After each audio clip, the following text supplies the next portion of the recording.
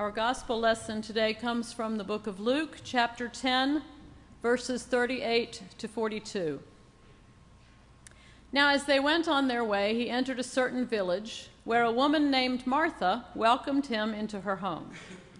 She had a sister named Mary, who sat at the Lord's feet and listened to what he was saying. But Martha was distracted by her many tasks. So she came to him and asked, "Lord, do you not care that my sister has left me to do all the work by myself? Tell her then to help me." But the Lord answered her, "Martha, Martha, you are worried and distracted by many things. There is need of only one thing. Mary has chosen the better part, which will not be taken away from her." I almost didn't finish this sermon. I started it 2 weeks ago because I knew I wanted to get it done before I left for senior high camp at Laurel Ridge. I knew camp would be busy, and I knew I'd be staying up really late, and I couldn't imagine writing a sermon there. And I really didn't want to be writing one after coming home so tired the day before I had to preach. Because I really like to preach a carefully prepared sermon. That's the English major in me again, I guess. I want a sermon to be like a banquet, serving up all the rich flavors of the text, sliced and diced and mixed in imaginative ways, attractively presented and graced by the occasional unexpected and pleasing garnish. Preaching a good sermon seems like an act of hospitality, an invitation to feast on the word together. That kind of feasting takes a lot of prep work, of course, which is why I started the sermon early. And I had a great text to work with.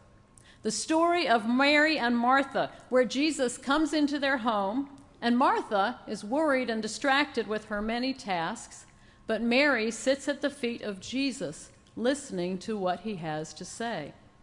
Family drama ensues. What a good story. So full of possibilities, full of texture and nuance. Again, just what I needed for that banquet that I wanted to serve you. A person could go a lot of different ways with this story.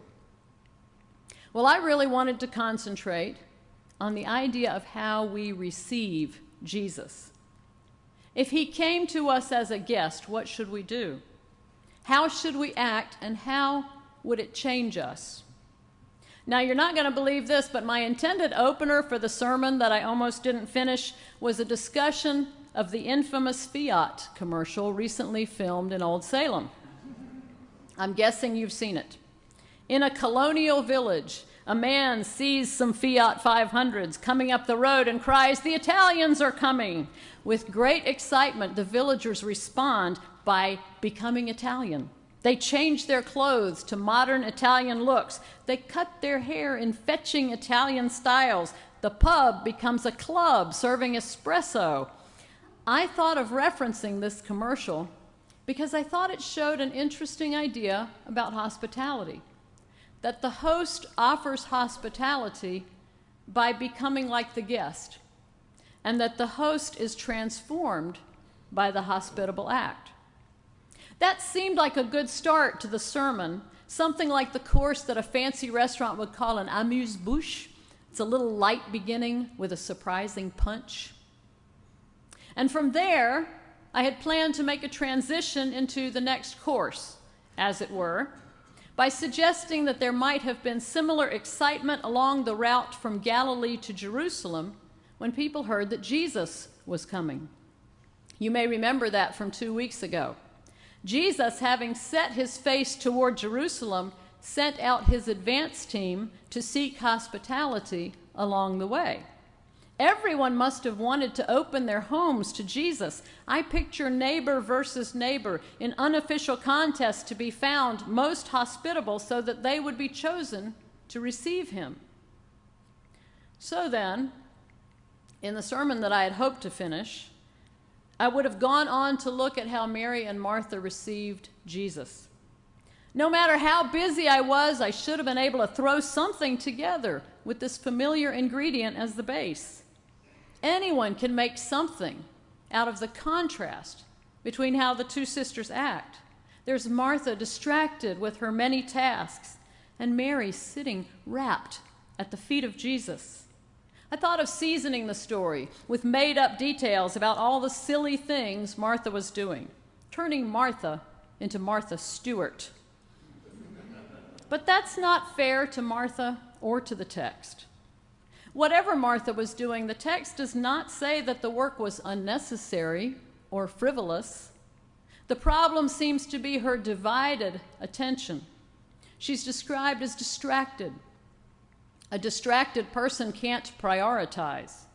Everything seems equally important, with the result that a whole lot of work produces very little result.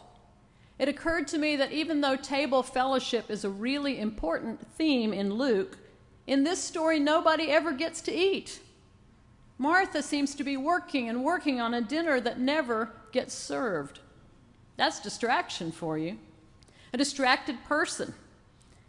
A person wants to go in every direction at once, which is why the Greek word rendered here as distracted could also be translated as pulled apart.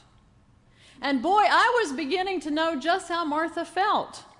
There was so much I could write about, and all of it was pulling me in a different direction. How could I choose the most important part of the text?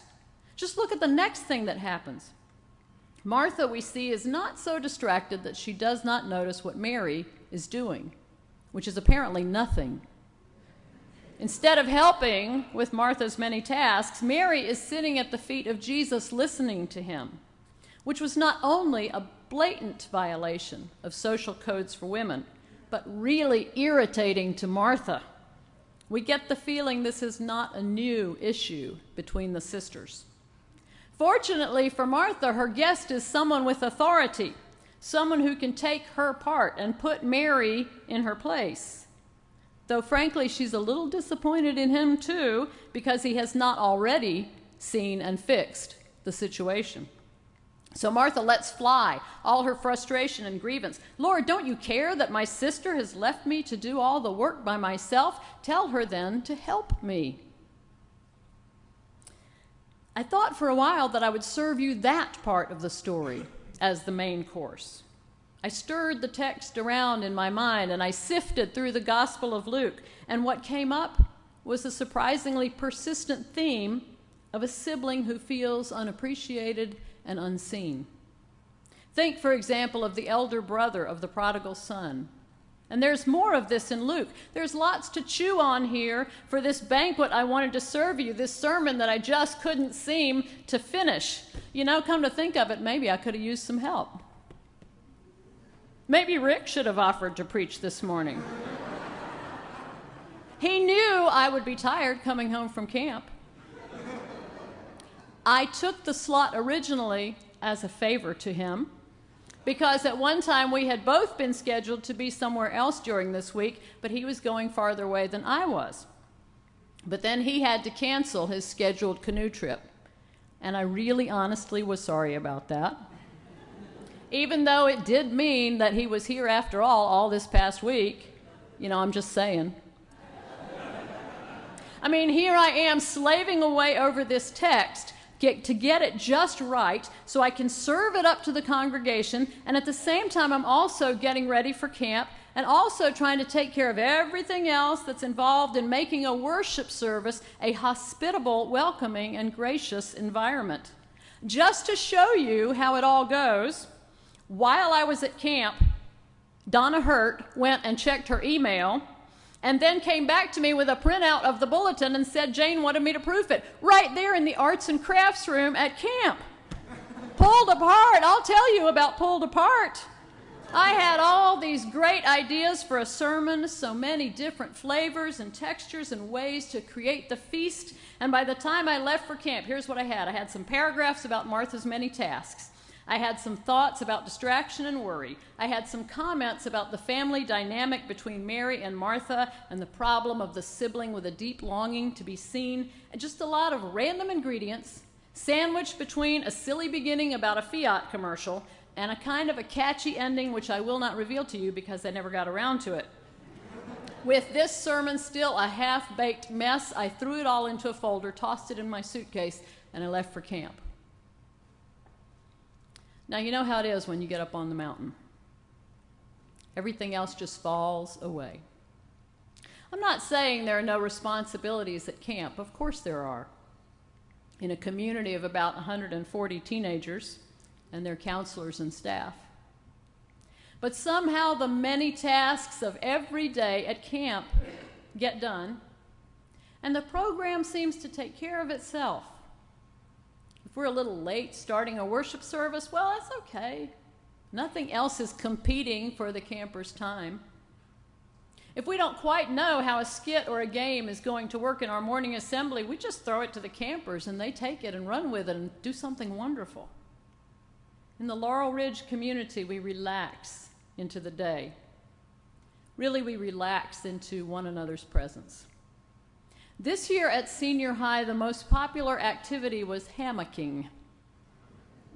A lot of the campers brought these lightweight nylon hammocks and they strung them between the trees, sometimes 2 and 3 high. And then they'd just pile a couple of campers into a hammock in a big crowd and they'd sit and talk and just swing for hours. At times it looked not so much like a summer camp as it looked like a primate colony. But it was a wonderful, relaxed atmosphere. And also wonderfully inclusive the way our campers received each other. Everyone seemed to find in camp a place to be himself. I marveled at the campers' instinctive understanding of how to build community by simply spending time in each other's presence, talking, listening, laughing, and focusing on each other. I have to confess that sometimes, even though I was supposed to be planning for some activity or moving things along to keep up with the schedule, I'd wind up just hanging around in the presence of the campers, just to listen and learn from how they talk to each other. Now, with that community building over the week, you can imagine that Friday was a very special day. In the morning, the campers prepared for Holy Communion by washing each other's feet. The worship that followed was deeply emotional and very powerful. The pastors on the counseling staff stretched out in a line against the backdrop of the eastern overlook, received one by one the campers who came to be prayed for. There were a lot of campers, a lot of prayers, a lot of tears, a lot of tears. One camper after another came forward. And I spent 45 minutes with my eyes almost continuously closed, all my concentration focused on a weeping teenager in my arms, on his or her needs, on the hurts and hopes that I was trusted to speak before the Almighty.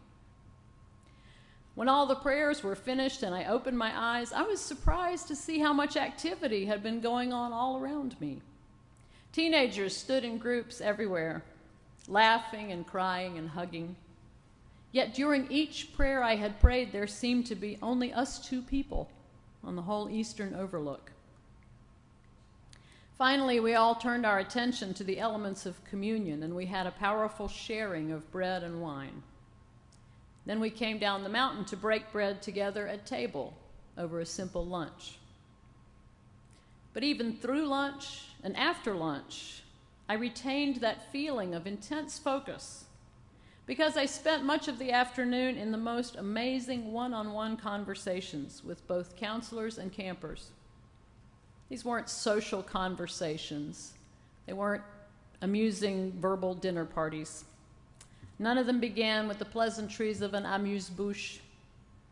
There was no seasoning of humor, none of those attractive verbal garnishes. Each conversation was simple, forthright, and intensely focused, as someone moved by communion chose to risk vulnerability in order to tell me his or her story. And all that time, sitting back on my dresser in the dean's cabin, was this half-baked sermon called Receiving Jesus, an attempt at a verbal banquet that had left me worried and distracted over many things. It was Friday afternoon, and I had only a few hours to pull together this sermon and finish it, or else I was going to arrive home Saturday without a sermon to preach on Sunday. But here in the dining hall were these people, bringing me their stories and their tears. And thanks be to God, I finally understood the one thing necessary, which was to receive with undivided attention these people who came to me for hospitality. And as I received them, a curious thing happened. As they shared their burdens, in some way, I became like them, bearing the same burden. And so I was transformed. The host becomes like the guest and is transformed by the guest. An interesting idea about hospitality. And of course, all this listening I was doing in the dining hall meant that I might never finish my sermon for you. That all my slicing and dicing, all my stirring and sifting, all that preparation for the intended banquet might come to nothing. If I continued to sit quietly, listening to those with stories to tell, I might never serve up to you that perfect lesson of Martha and Mary, that banquet that I had so hoped would end with a taste of sweetness, as we realized together how to receive Jesus. And in fact, that is almost what happened. Almost. Amen.